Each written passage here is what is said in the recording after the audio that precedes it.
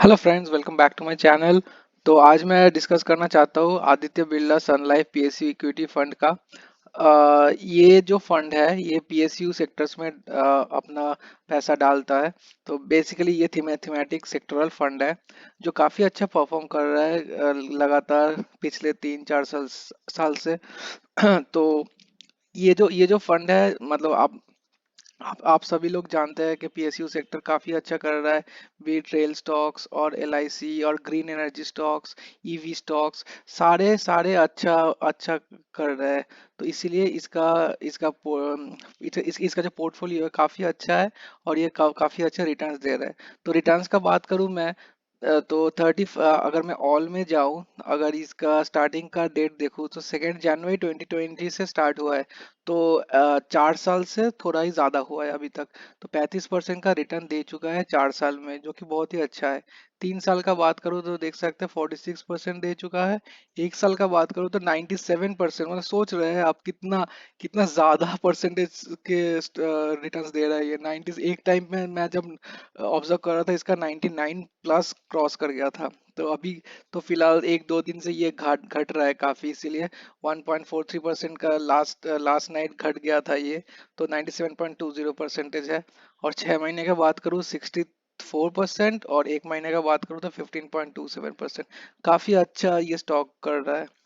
तो मैं खुद भी इन्वेस्ट इन्वेस्ट किया हूँ इसमें ना, 20,000 ये इन्वेस्ट किया था। तो टोटल रिटर्न्स मुझे अभी तक 17% मिल चुका है। ये मैं बाद में दिखाऊंगा at the end of the video कि कब इन्वेस्ट किया था और कितना रिटर्न्स हुआ है मुझे। तो एनएवी तो अब अभी तो करंट एनएवी चल रहा है 35 का, 34.49। इसका मिनिमम एसआईपी अमाउंट है 500 रुपीज, और फंड साइज है इसका 2678। तो ये फंड साइज थोड़ा सा कम है क्योंकि पीएसयू सेक्टर्स में ज्यादा लोग लगाते नहीं थे पैसा पहले। क्योंकि पीएसयू सेक्टर्स काफी देर से, लाइक 5 to 7 years कुछ रिटर्न्स देता नहीं था पीएसयू फंड्स। तो इसीलिए लोग पैसा लगाते नहीं थे। लेकिन लास्ट 2-3 साल से फंड साइज बढ़ रहा है इसका, क्योंकि पीएसयू सेक्टर्स का सभी स्टॉक्स बढ़ रहा है, काफी भाग रहे हैं। तो मंथली एसआईपी कर सकते हैं आप, लमसम भी कर सकते हैं वन टाइम। अगर दिखाता हूँ आपको मंथली एसआईपी। आप अगर 5,000 रुपये करते हैं तो 3 साल में के लिए अगर होल्ड करते हैं आप, तो 1,80,000 इन्वेस्ट का अगर करेंगे तो 3,81,000 हो जाएगा आपका। मतलब 111% का रिटर्न। एक साल का अगर करेंगे तो 60,000 लगा के 95,000, 57% का रिटर्न। मतलब आप अगर एफडी वगैरह से कंपेयर करेंगे, आप लोगों का जो फिक्स्ड इंस्ट्रूमेंट्स का जो जो रिटर्न्स होता है वहाँ पे 6-7% मैक्सिमम रहता है। और यहाँ पे आप देख सकते हैं कि 57-60% का रिटर्न्स दे रहा है एक साल में। बेहतरीन रिटर्न्स है। और वन टाइम का बात करेंगे, मान लीजिए मैं 1 लाख रुपए इन्वेस्ट करता हूँ इसमें एक साल में, तो डबल हो जा रहा है एक साल में ही, 1,97,000। तो मैं ये नहीं बोल रहा हूँ कि ये पास्ट डेटा है, और पास्ट डेटा ऐसा मतलब नहीं है कि नेक्स्ट एक साल में भी ऐसे ही परफॉर्म करते रहेगा ये। बट एक आइडिया हम लोग का रहता है कि अगर ये 97 भी नहीं हुआ तो करीबन 50-60% तो रहेगा ही। तो 3 साल का बात करूँ तो एक 1 लाख डाल के आप लोग का 3 लाख 3,10,000 हो जाएगा। होल्डिंग्स का बात करूँ तो मैं एनटीपीसी है, ऑयल ऑयल है, ओएनजीसी है, कोल इंडिया है, स्टेट बैंक है, bank of Baroda, power grid है, बैंक ऑफ इंडिया, गेल, आई रेडा, जो आप लोग जानते हैं कि बहुत अच्छा भाग रहा है ये वाला स्टॉक, भारत हेवी इलेक्ट्रॉनिक्स। ये सभी पीएसयू सेक्टर के स्टॉक्स है, और सारे ही अच्छे कर रहे हैं रिसेंटली। तो मैं टॉप होल्डिंग्स का 2-3 आप लोग को दिखाता हूँ। आप देखिए, तो एनटीपीसी का एक साल का देखिए 96% रिटर्न्स दे चुका है, ठीक है। ओएनजीसी का देखिए एक साल में 83%। मतलब सारे जो पीएसयू स्टॉक बहुत ही अच्छा कर रहे हैं। कोल इंडिया एक साल का 113%। एसबीआई का एक साल में 32%। एसबीआई ज्यादा नहीं भागा है फिर भी, लेकिन म्यूचुअल फंड से कंपेयर करें तो नॉर्मल म्यूचुअल फंड 18-20% देता है, फिर भी ये वाला 32% दे चुका है, तो उसके हिसाब से काफी अच्छा है। बैंक ऑफ बड़ौदा एक साल में देखिए 55%। तो जो जो स्टॉक्स मतलब पीएसयू में भाग भाग रहे हैं सभी इसका पार्ट है। तो ये रहा इसका होल्डिंग्स।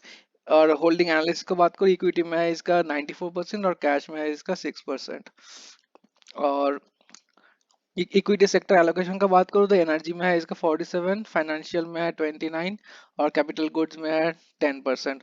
तो एनर्जी में 50, करीबन 50% में रखा हुआ है इसका पैसा। ये बहुत ही अच्छा है क्योंकि हम लोग का गवर्नमेंट जो है, मोदी जी ने बात की है कि एनर्जी और ग्रीन एनर्जी में काफी अच्छा चांसेस है नेक्स्ट 10 साल के लिए, इसीलिए 50% यहाँ पे एनर्जी सेक्टर में दिया हुआ है पैसा। तो काफी अच्छा एलोकेशन मैं मानता हूँ। और टॉप फाइव के में 31% है कि जो भी जो काफी अच्छा है। पी रेशियो ज्यादा नहीं है, 12 है बस। तो अगर अंडर 20 रहता है पी रेशियो तो काफी अच्छा रहता है, ठीक है।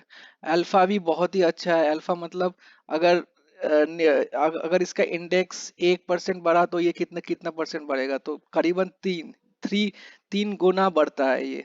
और बीटा भी बहुत ही अच्छा है क्योंकि ये अगर 1 के नीचे रहे तो ये काफी अच्छा माना जाता है। क्योंकि अगर इसका इंडेक्स बेंचमार्क अगर 1 से नीचे गिरे तो ये कितना नीचे गिरेगा, तो 0.89 ही नीचे गिरेगा ये। तो ये भी काफी अच्छा रहता है। तो इसका मिनिमम इन्वेस्टमेंट का बात करूँ तो मिनिमम इन्वेस्टमेंट है इसका 500 रुपये। और एसआईपी का भी अमाउंट है 500, मतलब लमसम का भी आप 500 रुपये से स्टार्ट कर सकते हैं और एसआईपी का भी आप 500 रुपये से स्टार्ट कर सकते हैं। तो रिटर्न्स एंड रैंकिंग्स का बात करूँ तो आप देख सकते हैं कि 3 ईयर में नंबर 1 रैंकिंग है, 1 ईयर में भी नंबर 1 रैंकिंग है। 6 महीने का तो इन लोगों का रैंक देता नहीं है कोई भी, तो इसीलिए एन रखा हुआ है। और ऑल में ये ऑल मतलब 5 साल कंप्लीट नहीं हुआ इस फंड का। अगर 5 साल कंप्लीट हो जाता रहता तो इसका रैंक आता यहाँ पर। लेकिन आप देख सकते हैं कैटेगरी एवरेज का ये 44 है और इसका 46 है। और 1 साल का कैटेगरी एवरेज है 91 और इसका 97। तो देख सकते हैं कितना अच्छा परफॉर्म कर रही है सारे एंगल में।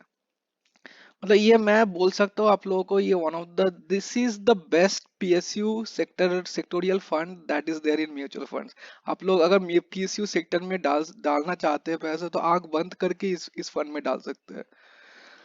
और पीयर कंपैरिजन का बात करूं मैं तो ये इंफ्रास्ट्रक्चर यहाँ पे दिखा रहा है quant infrastructure, Kotak infrastructure, but ये डायरेक्टली कंपेटिटर्स नहीं है इसका पीएसयू स्ट्रक्चर में। क्योंकि ये जो क्वांट इंफ्रास्ट्रक्चर, कोटक इंफ्रास्ट्रक्चर, बाकी सब कंजम्पशन फंड्स है, ये नॉन पीएसयू सेक्टर्स में ही पैसा लगाते हैं, ठीक है। तो आप लोग डायरेक्टली इस फंड को इस फंड से कंपेयर कर नहीं सकते हैं। लेकिन यहाँ पर क्योंकि ग्रो में दिखा रहा है तो मैं आप लोग बात कर लेता हूँ इसमें भी। तो 1 साल में यहाँ पे देखिए 75, 46, 31, 56, 35% का रिटर्न दे रहा है। लेकिन ये वाला जो फंड है, मैं आप लोगों से पहले बात कर चुका था कि 97% रिटर्न दे दे चुका है ये वाला fund, PSU equity funds Aditya Birla का। तो सारे सारे फंड जो इसके पीयर्स है सबको बीट कर रहा है ये, जो कि काफी अच्छा कैटेगरी एवरेज से अच्छा है इसका। तो एक्सपेंस रेशियो का बात करूँ, बहुत ही कम एक्सपेंस रेशियो है इसका 0.58। जहाँ पे सेक्टोरियल फंड्स में आप लोग 1 से ऊपर एक्सपेंस रेशियो जनरली रहता है, एक एक 1.2, 1.5 जनरली रहता है।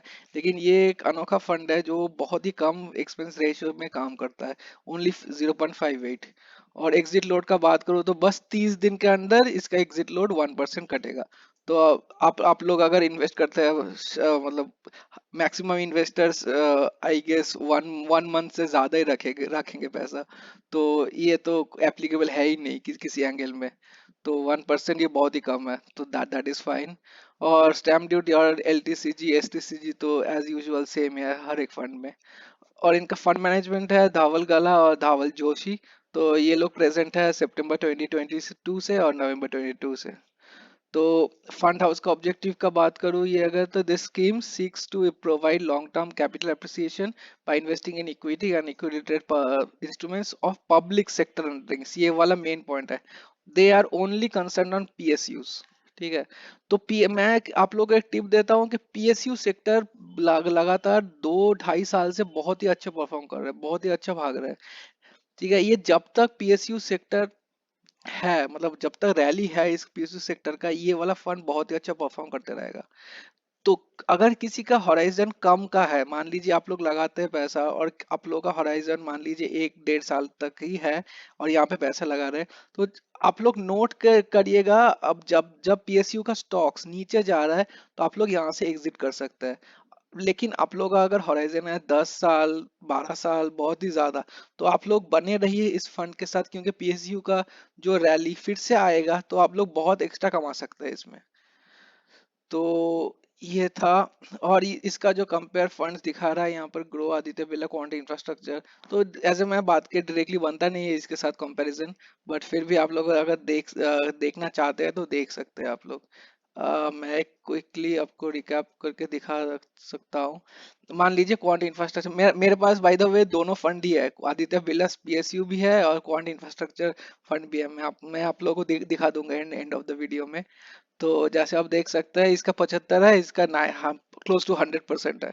तो बेहतरीन बेहतरीन रिटर्न्स दे चुका है 1 साल में। 3 साल में देखिए इसका 47 है क्वांट का, और ये 45 है, क्लोज है। दोनों ही काफी क्लोज है। और 5 साल में देखिए, 5 साल में ये तो था ही नहीं। आदित्य बिरला तो काफी लेट लेट आया है।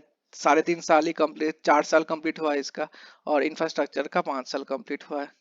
तो जैसे मैं बात कर रहा था, पांच मतलब पीएसयू स्टॉक्स पहले 2-2.5 साल से ही भागना स्टार्ट किया है, इसीलिए यहाँ पे लैगिंग कर रहा है ये वाला। लेकिन क्वांट इंफ्रास्ट्रक्चर काफी पुराना फंड है, 2019 से स्टार्ट, 2013 से स्टार्ट हुआ है ये वाला क्वांट इंफ्रास्ट्रक्चर, तो ये काफी अच्छा कर रहा है। तो जैसे आप देख सकते हैं, minimum amount Aditya Birla PSU का है 500, इसका है 1000। एक्सपेंस रेशियो, ये जो मैं बात कर रहा था, 0.5 है, बहुत ही कम है। इसका भी ठीक ठाक है इंफ्रास्ट्रक्चर का, ये 0.77 है। और एनएवी इसका है, देख सकते हैं आप लोग। फंड स्टार्ट है, इसका फंड स्टार्ट हुआ 19 में और इसका स्टार्ट हुआ है 13 में। और फंड साइज है इसका 2679, और इसका लगभग हाफ ही है, मतलब ये वाला पहले बहुत ही कम था, ठीक है। ये पीएसयू सेक्टर जब से भागना स्टार्ट किया है, ये वाला अच्छा फंड साइज, मतलब हम लोग जैसे रिटेल इन्वेस्टर्स काफी अच्छा भेज रहे हैं यहाँ पे पैसा। और बस ये रहा। 1 ईयर्स का देख सकते हैं आप लोग, 3 ईयर्स का भी लगभग सेम ही है, और 5 ईयर्स का तो नॉट एप्लीकेबल है यहाँ पर। तो कॉन्स कॉन्स का भी कुछ ज्यादा कॉन्स है नहीं यहाँ पर। और प्रोस में देख सकते हैं आप लोग, कॉन्सिडेंटली टॉप रैंक फंड। और कॉन्स मतलब, मैं अगर बात करूँ तो पीएसयू सेक्टर में आप लोग को लगाना है, आप आइदर आप डायरेक्टली लगाइए पैसा पीएसयू जो स्टॉक्स है। मान लीजिए स्टेट बैंक हो गया, एनटीपीसी हो गया, ओएनजीसी हो गया, आईआरएफसी हो गया, आईरेडा हो गया, यहाँ पे डायरेक्टली लगाइए पैसा तो ठीक है, दिक्कत नहीं है। अगर आप डायरेक्टली लगा नहीं सकते, मान लीजिए आप लोग के पास टाइम नहीं है ट्रैक करने के लिए, नॉलेज नॉलेज नहीं है उतना कि कौन से लगाए कौन से नहीं लगाए, कब लगाए कब एग्जिट करे, उतना अगर आप लोग के पास नॉलेज नहीं है, तो आप आंख बंद करके इस फंड में लगा सकते हैं। पीएसयू का बहुत सारा फंड्स आ रहा है, अभी क्वांट का भी नया पीएसयू फंड लॉन्च किया है 2 दिन में, दो दो दिन पहले। लेकिन एनएफओ में मत जाइए अभी, क्योंकि ये वाला अभी ऑलरेडी प्रूवन रिकॉर्ड्स है इसका। और पीएसयू के अंदर बहुत ही अच्छा अच्छा वाला फंड है ये। और तो बस ये रहा। अच्छा, देख सकते हैं एनटीपीसी, ओएनजीसी, कोल इंडिया जो मैं बात किया था, ये काफी काफी सब अच्छे स्टॉक्स है। बस ये रहा, ये that is the one. And मैं जो बात कर रहा था लास्ट में, तो मेरा इन्वेस्टमेंट का बात कर रहा था, इन्वेस्टर मैं 20,000 इन्वेस्ट किया हूँ इसमें, तो 17% का रिटर्न मिल चुका है ऑलरेडी मुझे। तो मैंने पहले इन्वेस्ट किया, एक ही बार इन्वेस्ट किया, 28 दिसंबर में इन्वेस्ट किया था मैंने, ठीक है। तो एनएवी था तब 29.49, अभी तो 35 का पास एनएवी हो गया है। तो अभी तो मेरा करंट अमाउंट है, 20,000 इन्वेस्ट किया था, 23,390 है, 3,400 रुपये का प्रॉफिट आया है मुझे। तो 16.96, मतलब 17% का रिटर्न्स ऑलरेडी मिल गया मुझे। तो मैं ये वाला रखना चाहता हूँ, काफी देर रखूंगा मैं, क्योंकि मेरा टाइम होराइजन बहुत ही ज्यादा है। तो 10+ ईयर्स तो मैं पक्का रखूंगा इसको। ये इसमें मैं एसआईपी नहीं कर रहा हूँ, मैं लमसम किया हूँ इसमें। क्योंकि मेरा एसआईपी वाला फंड्स कुछ और है और लमसम वाला फंड्स कुछ और है। तो जब भी मुझे मौका मिलेगा, जब मार्केट डाउन आएगा, तो डिप में मैं इन्वेस्ट करने वाला हूँ कुछ कुछ पैसा यहाँ पर। मान लीजिए 5,000, 7,000, 10,000, जो भी हो, जो भी है मेरे पास, I keep investing on this and hope for the best के पीएसयू के अगले रैली तक मैं रहूं इसमें, और ताकि रैली का अच्छा वाला शानदार रिटर्न्स मिले मुझे। तो guys this is the last part of the video. तो if you like my video please do subscribe to my channel, that will be a big help. Request you to subscribe my video because you guys are watching, आप लोग देख रहे हैं video लेकिन subscribe नहीं कर रहे। सब्सक्राइब करेंगे थोड़ा मोटिवेशन मिल जाएगा। और लाइक भी कीजिए, लाइक करते हैं तो वीडियो और भी आप लोगों के जैसे और भी लोगों के पास रीच आउट कर जाएगा। तो thank you guys and have a very good evening. Bye bye.